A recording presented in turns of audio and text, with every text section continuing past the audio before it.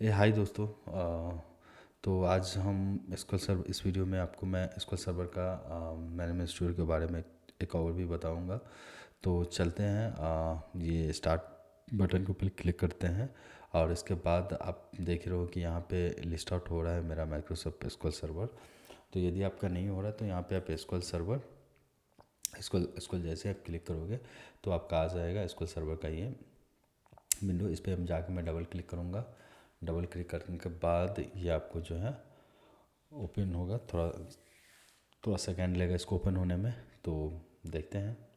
हाँ, तो आप देख सकते हो कि यहाँ ये एसक्यूएल सर्वर मेरा मेरा जो है आपको ओपन हो गया है।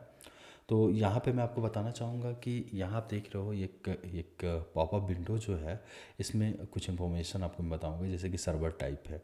तो सर्वर टाइप बाय डिफ़ॉल्ट यहाँ पे है डेटाबेस। तो एक्चुअली इसमें देख रहे हो कि ऐसे ही ड्रॉप डाउन है और इसमें बहुत सारा डिटेल दिया हुआ है। Database engine, analysis services, reporting services, integration services, Azzur SSIS integration, run time.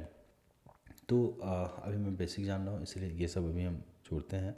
चलते हैं सिर्फ डेटाबेस इंजन के बारे में।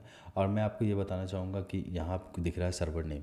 तो सर्वर नेम जो है, यहाँ पे मैं एक छोटा सा एक चीज़ और मैं बताना चाहूँगा कि बहुत सारे जो न्यूज़ फ्रेशर होते हैं उनको बहुत सारी कठिनाई होते हैं। आफ्टर इंस्टॉलेशन के बाद जो है उसके सिस्टम में इस टाइप के इशू आते हैं, यहाँ पे सर्वर नेम ही नहीं आते हैं। तो वो कनेक्शन के लिए उसको बहुत दिक्कत होती है। तो मैं बताना चाहूँगा, जब इस टाइप का आपको इशू है तो उस केस में आपको क्या करना है, ब्राउज फॉर मोर पे क्लिक करोगे तो यहाँ देखोगे दो टैब है, local service and network services. तो अभी हम लोकल सर्विस पे क्लिक करेंगे। लोकल सर्विस पे क्लिक करने के बाद आपको इस तरह का जो है ट्री के रूप में आएगा। तो इस ट्री में आप देख रहे हो कि डेटाबेस इंजन। तो डेटाबेस इंजन में आपको क्या करना है, इस पर क्लिक करना है। तो आप देखोगे कि यहाँ पे आपका जो है इसके अंदर जो है आपका सर्वर का डिटेल्स है। तो जैसे कि मेरा ये है सर्वर डिटेल्स, तो ये इस पर क्लिक करके मैं ओके क्लिक करूँगा। ओके क्लिक करने के बाद जो है आपका जो है यहाँ पे सेलेक्ट हो जाएगा। फिर आपको मैं बताना चाहूँगा, ये ऑथेंटिकेशन मोड जो है, ऑथेंटिकेशन मोड में ये सारे लिस्ट आउट है, जैसे कि Windows authentications, SQL server authentications and Azure active directive universal with MFA, Azure active directive password, Azure active directive integrated. तो चलिए इस सब के बारे में मैं लेटर वीडियो में जानेंगे ये सब क्या होता है। बट अभी मैं बताना चाहूँगा आपको ये दो चीज़, विंडोज़ ऑथेंटिकेशन, एसक्यूएल ऑथेंटिकेशन। तो विंडोज ऑथेंटिकेशन में क्या होता है ना कि आपको यहाँ पे पासवर्ड की ज़रूरत नहीं पड़ती, यूज़र आई पासवर्ड आपको देने की ज़रूरत नहीं पड़ती है। ये आपको क्या होता है, डायरेक्टली आप कनेक्ट कर सकते हो अपने सर्वर को। ठीक है। तो मान लेते हैं कि चलो ठीक है, यहाँ तो ठीक है, बट हमें एसक्यूएल ऑथेंटिकेशन देना है तो क्या करेंगे, क्योंकि तो मुझे पता नहीं है, लॉगिन एंड पासवर्ड मुझे पता नहीं है। ठीक है।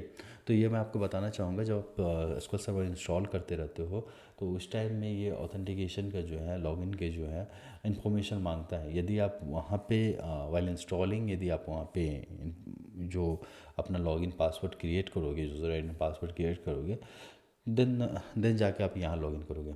ठीक है। आप बोलोगे आप तो किए ही नहीं, आप तो स्किप कर दिए, आप तो देखे ही नहीं, आप भूल गए और आपका इसको सर्वर इंस्टॉल हो गया। आप चाहोगे कि फिर से इंस्टॉल करें, फिर अनइंस्टॉल करें, इंस्टॉल करें। नहीं, ऐसे कर लियो, कोई दिक्कत नहीं है। मैं नेक्स्ट वीडियो में आपको बताऊंगा यदि यदि आप नहीं क्रिएट किए हो तो कैसे क्रिएट कर सकते हैं। ठीक है। तो इसके लिए कोई टेंशन लेने की बात नहीं है। तो अभी हम इसको छोड़ते हैं। बस इतना ही हमें जानना है कि एसक्यूएल सर्वर ऑथेंटिकेशन में हमें यूज़र आईडी पासवर्ड देना है और विंडो ऑथेंटिकेशन में हमें यूज़र आईडी पासवर्ड की देने की ज़रूरत नहीं है। ठीक है। तो मैं इसको कनेक्ट करता हूँ। कनेक्ट बटन पर क्लिक करते ही आप देखोगे कि यहाँ जो है आपका जो है सर्वर जो है कनेक्ट हो गया है। ठीक है। अब यहाँ पे मैं आपको दिखाऊंगा कि ये मेरा एसक्यूएल सर्वर का आपका देख सकते हो कुछ इस टाइप का इंटरफेसेस है। आप देख सकते हो ऑब्जेक्ट एक्सप्लोरर है, यहाँ पे सर्वर एक्सप्लोरर है और यहाँ पे कुछ सारे बटन वगैरह सब हैं। तो आज इसी सब के बारे में हम कुछ जानकारी आपको देंगे इस वीडियो में। तो मैं बताना चाहूँगा कि यहाँ पे आप देख रहे हो, फर्स्ट मैं यहाँ से स्टार्ट करूँगा ऑब्जेक्ट एक्सप्लोरर से। तो यहाँ पे आप देख रहे हो कि ये जो आइकन आपको दिख रहा है, ये आइकन होता है कनेक्ट सर्वर का। ठीक है, कनेक्ट टू द सर्वर। तो कनेक्ट टू द सर्वर में इसमें आप देख रहे हो कि सेम वही प्रोसेस आ गया। यहाँ पे सर्वर इन्फॉर्मेशन दिए, यूज़र आईडी पासवर्ड दिए, कनेक्ट किए। तो समटाइम क्या होता है ना, जब आप लाइव प्रोजेक्ट पे काम करते हो और अब आपको होता है क्या है कि 3 4 5 6 डेटाबेस आप कनेक्ट करना है, कुछ इन्फॉर्मेशन आपके इस डेटाबेस में, कुछ इन्फॉर्मेशन इस डेटाबेस में, मल्टीपल डेटाबेस में, और एट ए टाइम आपको सभी डेटाबेस में करना है। तो उस टाइम में हम लोग करते क्या है ना कि यहाँ से हम उसको कनेक्ट कर लेते हैं, मल्टीपल डेटाबेस को इसी तरह से लिस्ट आउट होगा। फिर आपको सर्वर इन्फॉर्मेशन आप दोगे, कनेक्ट कर लोगे, और लिस्ट आउट इसी तरह से आपको होते रहेगा। ठीक है, इस तरह से 1 2 3 जितने डेटाबेस आप कनेक्ट कर सकते हो, कोई दिक्कत नहीं, कर सकते हो आप। ठीक है, एक चीज़ और मैं आपको बताना चाहूँगा कि आप बोलोगे कि रिमोट सर्वर को कैसे एक्सेस करना है। ये भी बहुत सारे एज ए फ्रेशर बहुत कंफ्यूज होते हैं कि चलो मैं तो अपना लोकल सिस्टम एक्सेस कर रहा हूँ, मगर रिमोटली मुझे कैसे से एक्सेस करना होगा, कैसे लोग एक्सेस करते हैं। तो मैं आपको बताना चाहूँगा, रिमोटली एक्सेस करने के लिए यहाँ पे आपका, यहाँ पे जो है आप जो है सर्वर नेम की जगह पे जो है आपको रिमोट सर्वर का नेम देना पड़ता है। ठीक है, यदि रिमोट सर्वर आप नहीं देते हो, मान लो इनकेस समटाइम क्या होता है ना कि हम लोग आईपी एड्रेस का भी यूज़ करते हैं, आईपी एड्रेस रहता है, या समटाइम आपको बताना चाहूँगा कि रिमोट दोनों सर्वर का कभी कभी कभी हमको नेमिंग प्रोवाइड करता है, नेमिंग यूज़र आईडी पासवर्ड, कभी IP address user ID password. ठीक है, कभी कभी होता है कि जो हमारा क्रेडेंशियल्स, ऑफिस का जो क्रेडेंशियल्स होता है वो एक्टिवेट रहता है, मेरा हर एक एरिया से एक्टिवेट रहता है, तो हमें वहाँ पे पासवर्ड, यूज़र आईडी पासवर्ड देने की ज़रूरत भी नहीं पड़ती है। हम विंडो ऑथेंटिकेशन में ही हम उसको कनेक्ट कर लेते हैं। ठीक है, तो हाँ, ये हो गया आपका। तो उस तरह से आप जो है रिमोट सर्वर को कनेक्ट कर सकते हैं। ठीक है, और आपको मैं बताना चाहूँगा कि यहाँ पे आप देख रहे हो ये जो आइकन जो है, ये नेक्स्ट, इसके करेक्ट के नेक्स्ट आइकन है। तो मान लो आप बहुत सारे सर्वर है, आपको काम हो गया क्योंकि लाइव सर्वर है, तो आप गलती ना हो इसके लिए हम लोग करते क्या है ना कि इसको कैंसिल कर देते हैं कि चलो काम हो गया, इसको कैंसिल कर दो। क्योंकि बाय मिस्टेक जब हम लोग बिजी रहते हैं, काम करते हैं, तो होता क्या है ना कि मतलब बाय मिस्टेक कोई ऐसा क्वेरी उस पर परफॉर्म कर दिया, मान लो डिलीट का, या मान लो अपडेट का, या मान लो कुछ ऐसा, तो इसलिए हम लोग बी केयरफुल उसमें रहते हैं, और हम उसको जो है काम होते ही तो हम क्लोज कर देते हैं हम लोग। और ये बेस्ट प्रैक्टिस के लिए सही रहता है। मतलब आप बोलोगे कि मैं बहुत एक्सपर्ट हूँ, मुझसे गलती नहीं हो सकता, ऐसे कह सकते हैं, ठीक है, बट आपको मैं बताना चाहूँगा कि रिस्क क्यों लें, क्योंकि लाइव प्रोजेक्ट है, कभी कभी प्रोडक्शन सर्वर को हम लोग कनेक्ट करते हैं, चलो इंटीग्रेशन सर्वर है तो चलो ठीक है, कुछ मिस्टेक हो गया, चलो ठीक है, कोई दिक्कत नहीं है, वहाँ पे हो सकता है, मैनेज कर लेंगे। मगर जब लाइव सर्वर प्रोडक्शन सर्वर से प्रोडक्शन डेटाबेस को कनेक्ट किया रहता है, तो प्रोडक्शन डेटाबेस में हम लोग मतलब गलती, वहाँ पे गलती करने का मतलब सुधारने का कोई मौका ही नहीं मिलता है। तो बेटर प्रैक्टिस रहता है कि आप करो और उसको कैंसिल कर दो। ठीक है, तो आई होप कि आप यहाँ तक आप समझ में आ गया होगा ऑब्जेक्ट एक्सप्लोर के बारे में। तो आप इसके अंदर चलते हैं, तो आप इसके अंदर आप जाओगे तो आप देख सकते हो कि ये डेटाबेस के जो सर्वर के अंदर हम जाते हैं तो ये सारे फोल्डर आपको दिखेगा, जैसे database folders, security folders, server object folder, applications, ये सारे फोल्डर्स हैं, मैनेजमेंट वगैरह वगैरह जो फोल्डर है। तो चलो इन सब के बारे में हम लेटर जानेंगे। अभी मैं आपको बताना चाहता हूँ डेटाबेस फोल्डर के बारे में। तो डेटाबेस फोल्डर में एक्चुअली ये फोल्डर जो होता है ना, तो इसके अंदर अभी अभी देखो कि आपके कोई भी डेटाबेस नहीं, क्योंकि ये मेरा फ्रेश इंस्टॉलेशन है और मैंने इसमें कोई भी अभी तक डेटाबेस क्रिएट नहीं किया है, इसलिए आपको कुछ नहीं दिख रहा होगा। तो यहाँ पे क्या होता है ना आपको कि यहाँ पे आप जो भी डेटाबेस क्रिएट करोगे तो इस फोल्डर के अंदर आपको आ जाएगा। ठीक है, फिर आप इसके बगल में देख रहे होगे कि स्टॉप है, तो आप तो नॉ यूजली जानते हैं उसको स्टॉप करना है। मान लो कि लेट्स से आई थिंक ये स्टॉप डिफरेंट है, पता नहीं, एक बार मैं कंफर्म कर लेता हूँ। ये तो मैं कंफर्म है, ये तो आपका क्वेरी एग्जीक्यूशन का एक स्टॉप है, जैसे कि मैं इसके बारे में बताऊंगा डिटेल्स। ठीक है, तो चलो ये स्टॉप आई थिंक मान लो आप, हाँ, जो फ़िल्टर आप वगैरह अप्लाई किए हुए हो या कुछ ऐसा है, तो लेंदी प्रोसेस चल रहा है तो आप उसको स्टॉप कर सकते हो, तो आई थिंक उसके लिए स्टॉप है ये। ठीक है, तो ये स्टॉप बटन है, अभी डिसेबल है, जब आप परफॉर्म करोगे एक्टिविटी देन जाके उस टाइम एक्टिवेट होगा। तो यहाँ पे आप देख रहे हो, ये आप आइकन से ही क्लियर हो गया होगा कि ये फ़िल्टर का आइकन है।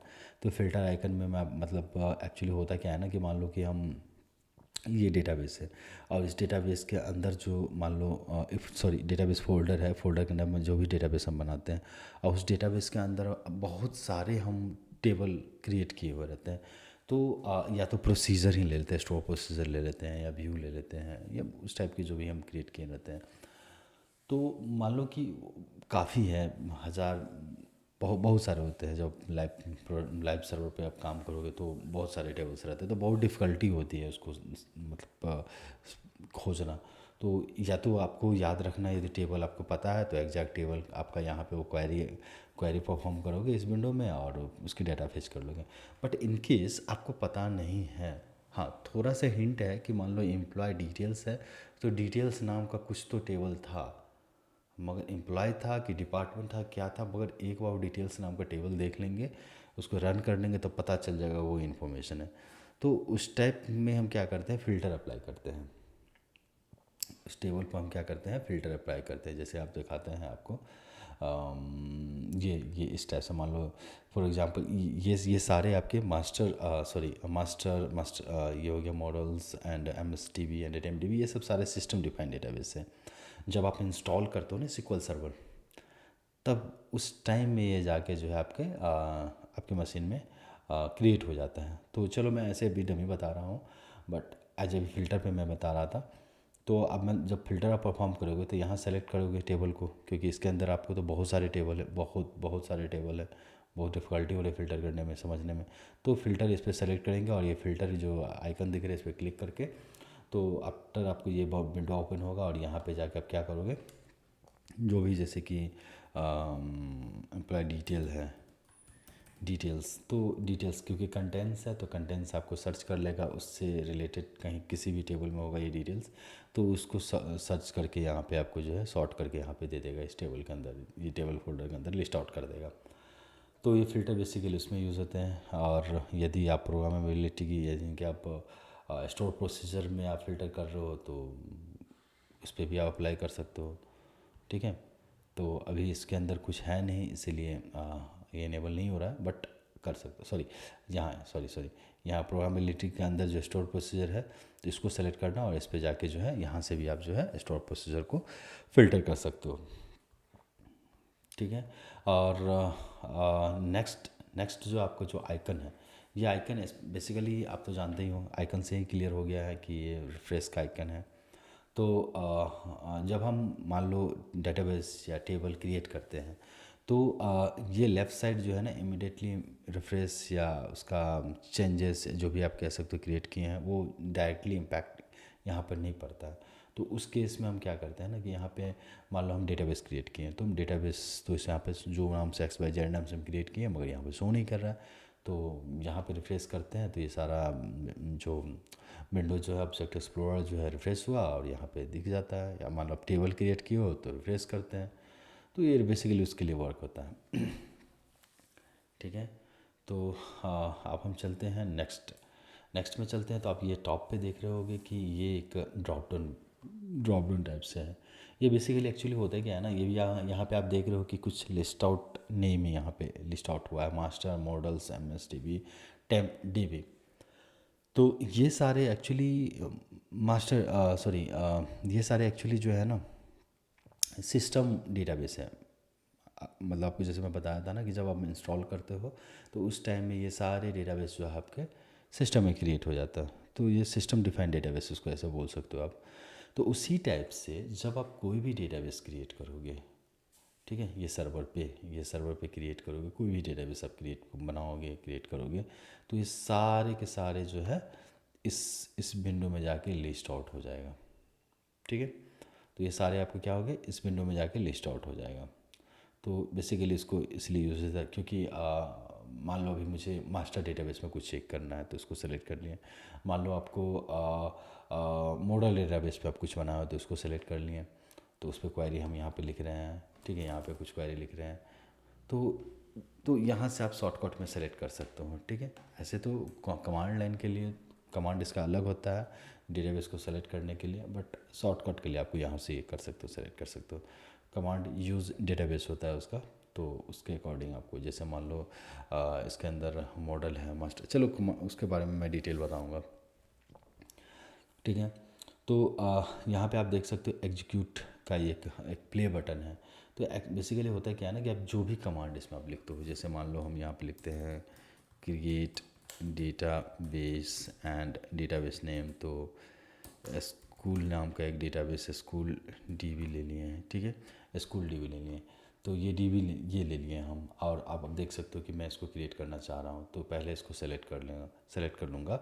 सेलेक्ट करने के बाद इसको क्लिक करने के बाद जो है देखो यहाँ पे बताएगा कमांड्स कंप्लीटेड सक्सेसफुली। तो मतलब ये मेरा कमांड जो है सक्सेसफुली रन हो गया। आप देख सकते हो यहाँ पे डेटाबेस में, यहाँ पे डेटाबेस फोल्डर में कुछ भी नहीं दिख रहा है, क्योंकि मैंने यहाँ तो क्रिएट किया है, मुझे नहीं दिख रहा है। तो वही मैं बताना चाहूँगा कि रिफ्रेश बटन क्लिक करने के बाद देखोगे सडनली यहाँ आपका यहाँ पे आ जाएगा डेटाबेस, ठीक है। तो ये एग्जीक्यूट बटन जो है आपका कमांड को जो है एग्जीक्यूट करने के लिए होता है। ये मैनुअली आप इस पर क्लिक करोगे, या तो शॉर्टकट आपको करना है तो F5 आपके सिस्टम में जो है F5 बटन जो है इसको क्लिक करोगे। कमांड को सेलेक्ट करने के बाद जो भी एसक्यूएल क्वेरी है उसको सेलेक्ट करने के बाद वो एग्जीक्यूट होगा। उसके बाद हम चलते हैं ये न्यू क्वेरी। तो एक्चुअली ये न्यू क्वेरी होता है क्या ना, आप जैसे कि मैं छोटा सा एग्जांपल आपको दूंगा कि अदर प्रोग्रामिंग लैंग्वेज में चलते हैं। तो जो भी मेथड, फंक्शंस, प्रॉपर्टी, मतलब जितने भी चीज़ हमको डिक्लेयर करना रहता है तो हम कहाँ करते हैं, किसी क्लास के अंदर ही करते हैं ना। तो इसी तरीके से यहाँ पे हम लोग क्या करते हैं, न्यू क्वेरी विंडो होता है। तो हमें एसक्यूएल से रिलेटेड कोई भी एसक्यूएल क्वेरी हमें लिखना होता है, यदि कुछ भी परफॉर्म करना रहता है तो ये क्या होता है, न्यू क्वेरी विंडो में ही कर सकते हैं हम। ऐसे मान लो कि हम चलो दोनों न्यू क्वेरी विंडो को क्लोज कर देता हूँ, ठीक है। तो आप बताओ, मैं एक नॉर्मल डेटाबेस क्वेरी लिखना चाहता हूँ, मैं कहाँ लिखूँगा, कहीं लिख सकता हूँ, कहीं नहीं लिख सकता हूँ।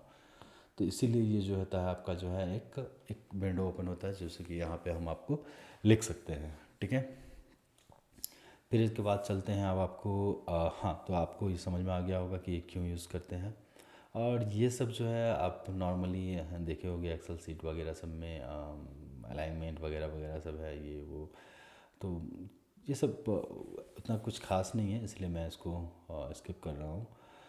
और हाँ, ये मैं बताऊंगा, यहाँ पे आप जाओगे फाइल में जाओगे तो फाइल में आप देखोगे तो सेम चीज़ है। यहाँ पे देखो ऑब्जेक्ट कनेक्ट ऑब्जेक्ट एक्सप्लोरर जो है आपको, ये इसको कहते हैं। जैसे ये वाला विंडो देख रहे हो ना आप, कनेक्ट टू ऑब्जेक्ट एक्सप्लोरर, जो ये क्लिक करने के बाद आपको सर्वर डेटाबेस कनेक्ट करने के लिए बोलता है, सेम चीज़ यहाँ से भी है।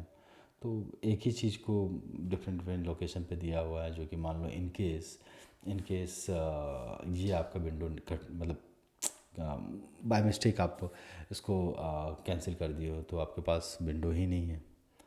तो मतलब बहुत सारे न्यूज़ है ना, मतलब एज ए फ्रेशर क्या होता है ना, वो सब जब इंस्टॉल करते हैं तो उसको बड़ा एक्साइटमेंट होता है कि ये लिखना है, वो टाइप करना है, ये करना है। तो जस्ट लाइक वो R&D करने लगता है। कभी कभी जो है कोई भी विंडो, कोई भी बटन, कुछ भी क्लिक करके उसको सारे चीज़ों, जैसे मान लो ले लेते हैं, मैं 1 मिनट के लिए इसको सोल्यूशन एक्सप्लोर को मैं कैंसिल कर रहा हूँ।